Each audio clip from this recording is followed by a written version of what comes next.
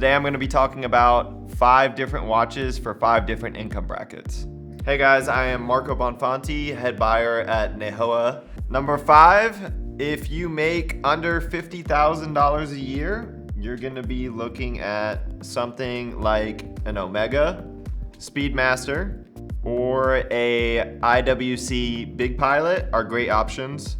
Maybe even a Cartier Solo, or you could get a Cartier Santos, Cartier Tank. Anything like this is gonna run you a couple grand. You know, if you got steel, maybe 2,000 to 3,000. If you go with the rose gold, 5,000 to 6,000. So these are definitely great options if your income is under 50,000. Yeah, so 5 grand may seem like a lot of money for if you're making $50,000. You know, that might be a huge chunk, but you're also gonna buy a watch for $5,000, and it's not like it's gonna be worth $1,500 the next day. It's still gonna be worth, you know, $4,800. And then as time goes on, inflation increases, the watch is gonna continue to trend upward, especially with these pieces that have, you know, gold in them. Just as gold increases alone, you're gonna see a value increase on your timepiece. So I wouldn't be scared to spend $5,000 if I was making 50. Number 4 is if you make $100,000 a year, these are a couple options that I would recommend. You could get a more modern 36mm Datejust with a fluted bezel. This watch runs around $8,000-9,000 with the diamond dial, so definitely a great option, very classy.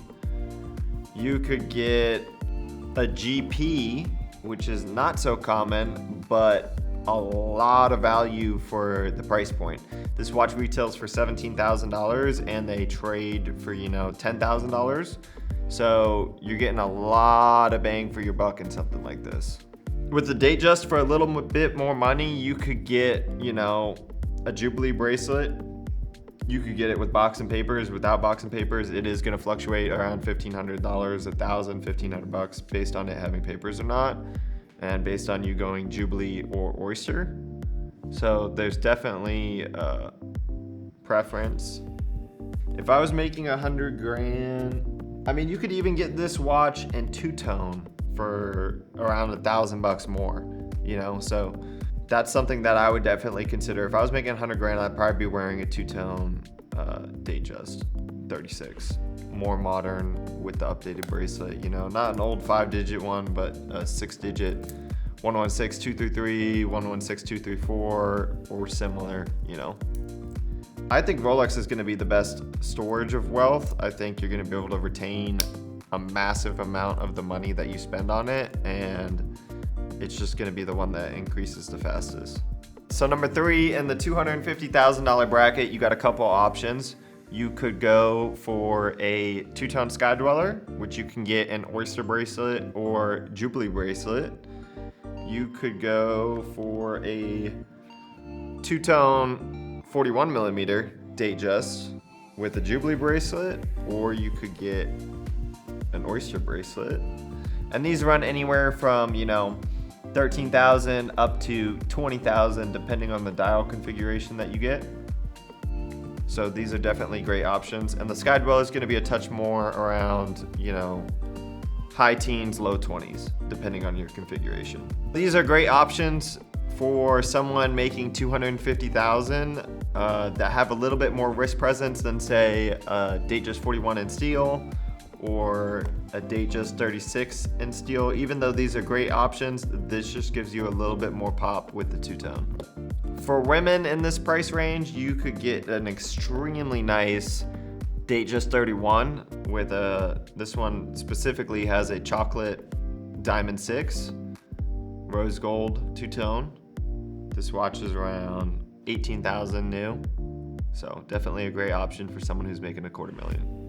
In the $50,000 tax bracket, $5,000 kind of seems like a lot, but in the $250,000, you know, when you're looking at watches that are $25,000, 10% of $250,000, you really have a ton of options, especially in that, you know, high teens, early 20s range. There's definitely a lot of great options. For men, you could get not any, should I say, but most of the sport models. You know, you could get Batgirl, Batman, Pepsi, a blue Sky Dweller, green Sky Dweller on Jubilee or Oyster. Any of the sport model lineup you can get. You could go with 36mm Datejust, but you could even get them with a diamond bezel, you know, so there's definitely a ton of options in that 250K range. But I really do like the 36mm Datejust with a RBR diamond bezel. I think it looks amazing. In that $25,000 range, you can get it in two-tone as well, so definitely a great option. And it's partially steel and it's partially gold, so you can see here it has two different tones. It's got steel on this side of the links, 18 karat in the center, and then steel on the other half. You know, and then the case is still steel, but the bezel is 18 karat as well, and the crown is 18 karat.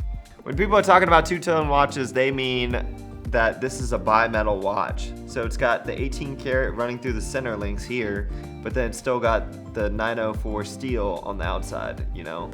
Okay, coming in at number 2 is gonna be the $500,000 bracket. So if you make $500,000 a year, here are a couple options that you could look at. Firstly, I would say you can definitely start looking at other brands other than Rolex that are, you know, extremely prestigious as well. So you can look at an AP, you could look at a Vacheron or a Patek. This is an AP Royal Oak Music Edition, limited to 500 pieces.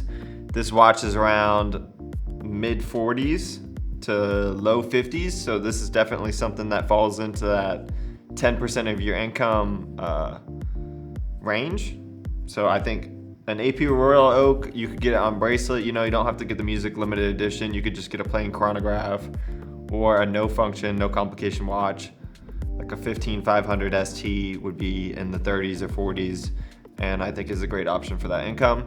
You could also get a presidential day-date. You could get any of the gold pieces, gold Sky Dwellers, you know, gold Yacht Masters, gold Daytonas are a great option as well. So you definitely have a ton of options in that 500K range. So number 1 at the $1 million mark, you definitely have great options for men and women.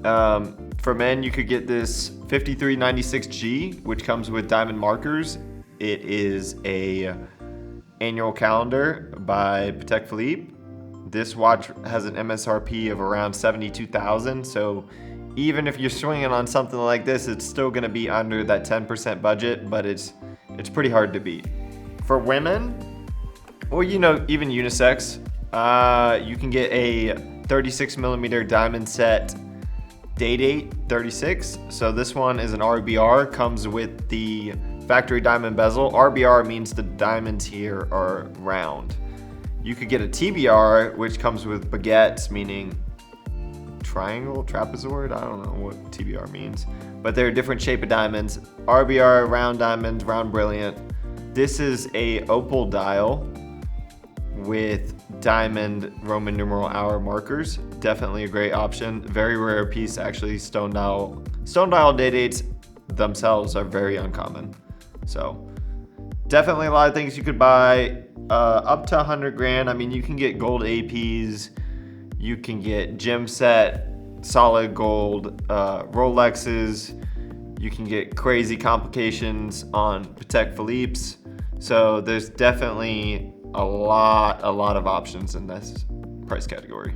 If you make $1 million a year, you should definitely be able to afford a $100,000 watch, especially if you've done it for years on end. You know, 5 years go by, you've been making $1 million every year. You have no shortage of cash on hand. Also, a lot of other people too, you know, they might not want to put 100,000 into one watch. They might want to divide it up into 5 watches or 10 watches or however, you know, so, or they might want one $50,000 piece, one $20,000 piece, and then 3 $10,000 pieces. So it's really all preference. I personally like to put all my money into one piece that I'm gonna wear every day, but everyone has their own preference. So those are the top 5. We covered 50,000, 100,000, 250,000, $500,000, and $1 million incomes. Once again, my name is Marco. I am the head buyer here at Nehoa, and if you guys have anything for sale or you're looking to buy a watch, feel free to reach out.